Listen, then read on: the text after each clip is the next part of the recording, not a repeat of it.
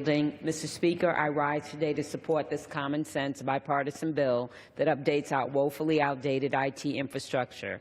I want to say thank you to my good friend and partner on the IT subcommittee, Chairman Hurd, for his leadership on this very important measure, and to my colleagues who worked so hard on this bill, Chairman Chaffetz, Ranking Members Cumming, our House leadership stewards, Democratic Whip Hoyer, from the majority, Mr. McCarthy, Mr. Conley of Virginia for his energy and work in dealing with this bill. And I also want to give a special thanks to all of the staff and a special shout out to my staff, Jay Cho and Zach Ostro.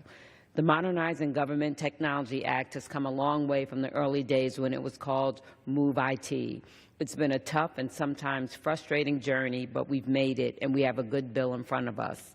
Last year, the House passed this bill only to have it die in the Senate. Despite these roadblocks, we kept working because it's worth it.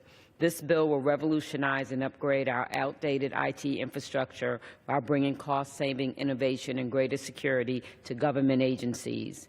In my years serving as a ranking member of the Oversight Committee's IT subcommittee, I've learned one thing: we need to get back to basics. And this bill does just that.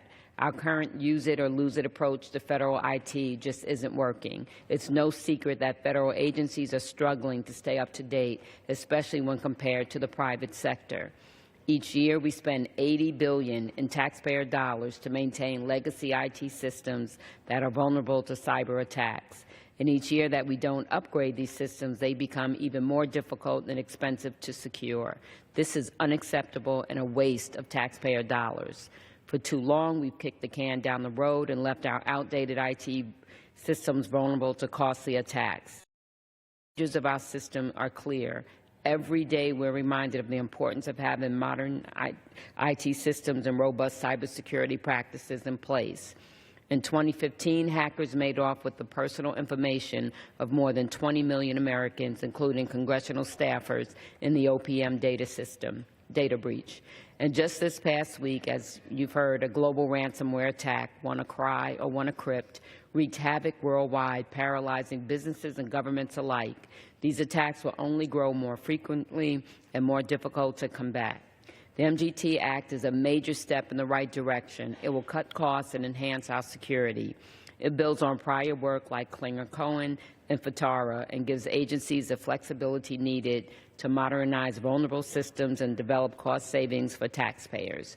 Under this bill, agencies can take the savings from upgrading their systems and reinvest them into their working capital fund for future IT modernization. We're going to go from an outdated method of purchasing IT to one that empowers CIOs to make smart, strategic investments in innovative technologies. And as an end result, our data will be more secure and our government more efficient. I am proud of this bill, and I'm proud of the bipartisan work that made it possible, proud of what we accomplished by working together on the IT subcommittee. The MGT Act is a necessary component to strengthening our cybersecurity that saves taxpayers money. I urge my colleagues